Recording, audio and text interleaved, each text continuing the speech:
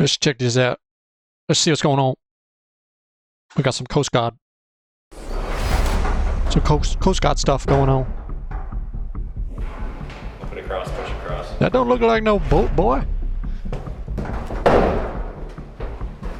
That's some next level Coast Guard. Hands. Turn around. We are getting a very close-up look at these Coast Guard Specialized Forces training to board and take over a vessel. It's something they've been doing a lot of these days. Wow. And what's unique about the Coast Guard is they are both a military service and a law enforcement agency. So they have unique authority to do these kinds of missions on the high seas. At a Coast Guard station in Miami, everybody's making fun of the Coast Guard. Everybody always picks on the little guy.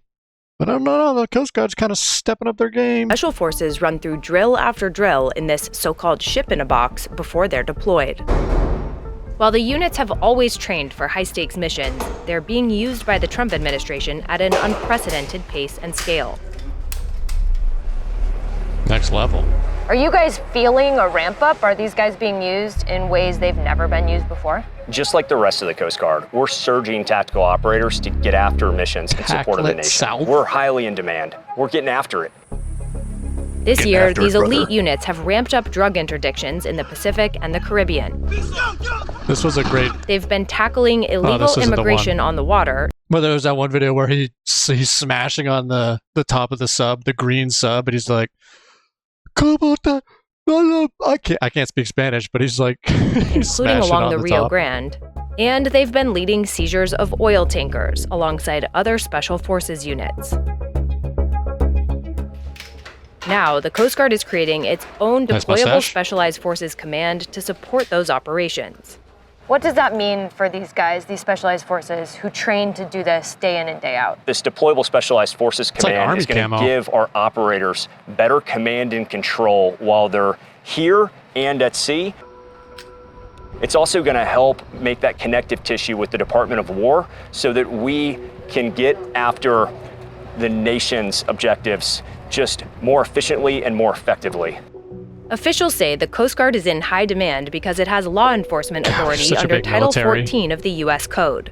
That means it can make arrests, conduct seizures, and carry out actions that other branches of the military can't.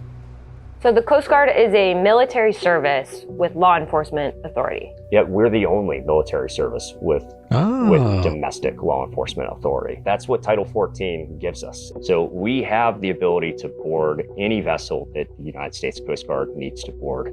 And we have teams that are trained and capable of doing that. As the U.S. does more of these the bright orange of all kinds of vessels, are there concerns that the people aboard the vessels will eventually fight back? Cover me!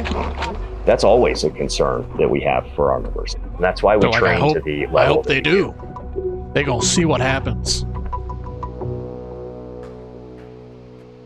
So this is Mark 18, this rifle we use during CQC. It's like our primary. When you're on target, you'll flip it to fire, you'll unload a couple rounds, and then you can flip it back to safe.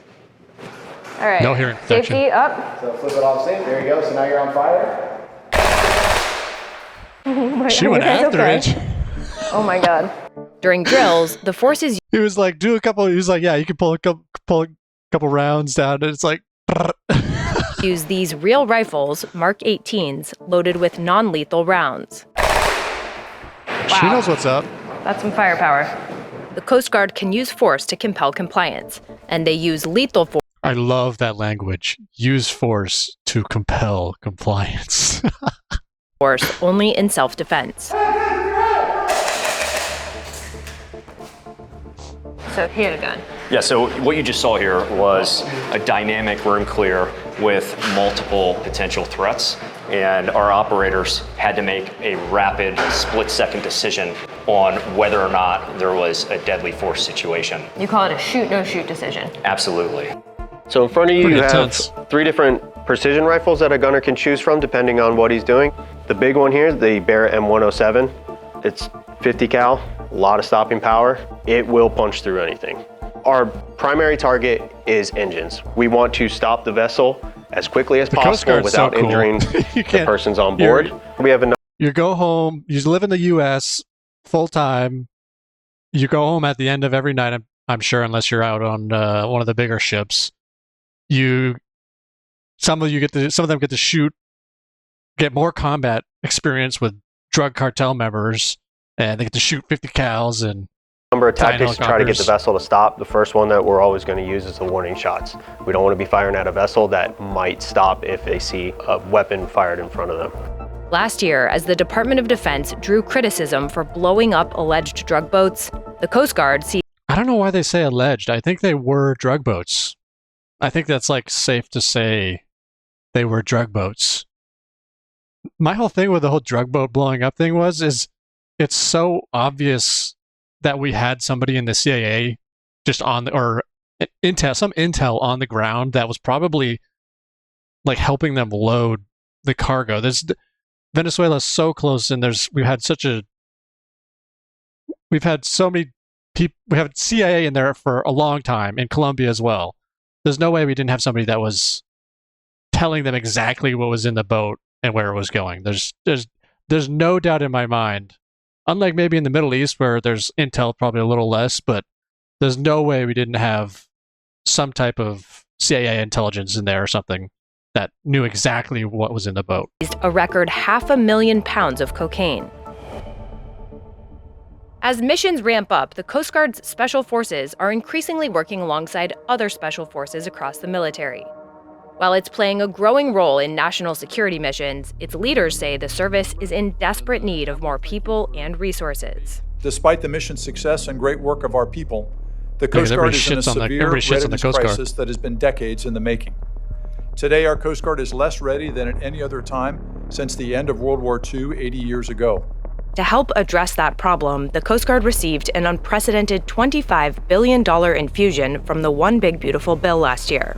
That money will be used to help the Coast Guard enhance its specialized teams, buy more ships and helicopters, and enable the U.S. to project power around the world.